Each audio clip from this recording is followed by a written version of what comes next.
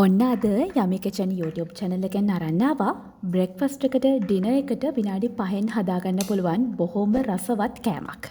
මේ ඕට්ස් වලින් හදාගන්න පුළුවන් ඔම්ලට් එකක්. වෙන මුකුත් ಜಾති නැතුව මේක විතරක් හොඳටම ඇති ඔයාගේ කෑම වේලට.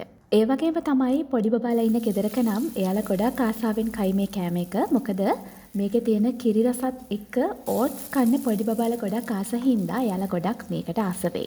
ඉතින් අපි බලමු මේ කෑම එක කොහොමද හදන්නේ කියලා. අපිට මේකට ಜಾති 3යි ඕන වෙන්නේ. ඕට්ස්, බිත්තර, කිරි. මම මේකට අද ගත්තේ ෆ්‍රෙෂ් මිල්ක්. මුලින්ම මම බෝල් එක අරගෙන ඒකට දාගත්ත ඕට්ස් ටිකක්. ඕට්ස් ටික වැහෙන ගාන වෙනකන් මම එකතු කරගත්තා ෆ්‍රෙෂ් මිල්ක් ටික. මේ කිරි ගොඩක් දාගන්න එපා.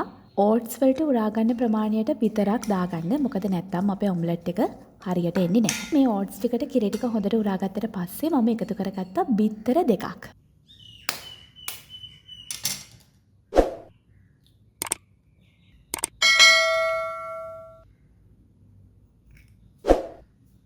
මේ එකතු කරේ ලුණු කුඩු ටිකක්. ඊට පස්සේ ගම්බිරිස් කුඩු ටිකකුයි සීනි පොඩ්ඩකුයි මම මේකට එකතු කරගත්තා. පොඩි එක්කෙනෙක්ට වගේ වුණත් ගම්බිරිස් චුට්ටක් දාගත්තට ප්‍රශ්නයක් වෙන්නේ නැහැ. ගම්බිරිස් නැතුව වුණත් ඔයාලට මේක හදාගන්න පුළුවන්. දැන් අපි මේ ටික හොඳට කලවම් කරගන්න ඕනි.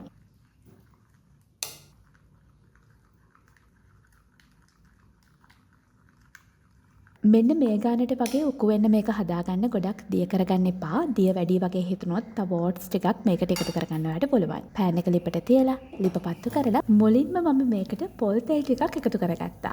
පොල් තෙල් බොහොම පොඩ්ඩක් දාගන්න ගොඩක් ඕන වෙන්නේ නැහැ. අපි non stick පෑන් එකක් නිසා පාවිච්චි කරන්නේ. හොඳට මතක තියාගන්න ගින්දර නම් ගොඩක්ම අඩුවෙන් තියාගන්න. මොකද නැත්තම් මේ ඔයාගේ ඕට්ස් එක ටක් ගාලා යටපැත්ත කරවෙනවා.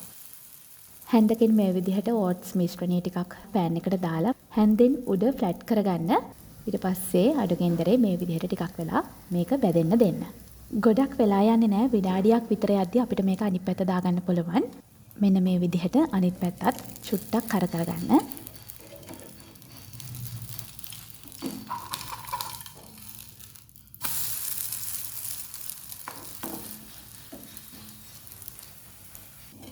ඊට පස්සේ එක පෑන් එකෙන් බාලා අපි ඉතුරු ඕට්ස් මිශ්‍රණය ටිකත් මේ විදිහට හදාගමු. මේ තියෙන්නේ අපි ඕට්ස් වලින් ඒ විදිහට හදාගත්ත ඔම්ලට් ටික. මේකට කියන වෙන නමක් තියෙනවා නම් ඔයා මතකටව කමෙන්ට් එකක් දාන්න. උදේට වගේම රෑ කෑමටත් ගොඩක් හොඳයි. මොකද ඕට්ස් කියලා කියන්නේ බොහොම ගුණදායක කෑමක් නිසා. ඉතින් මේ වගේ තව රස කෑම හදන විදිහ යමි කිචන් YouTube channel එකෙන් අපි අරගෙන එනවා. මතක ඇතුව අපේ YouTube channel එක subscribe කරලා තියාගන්න.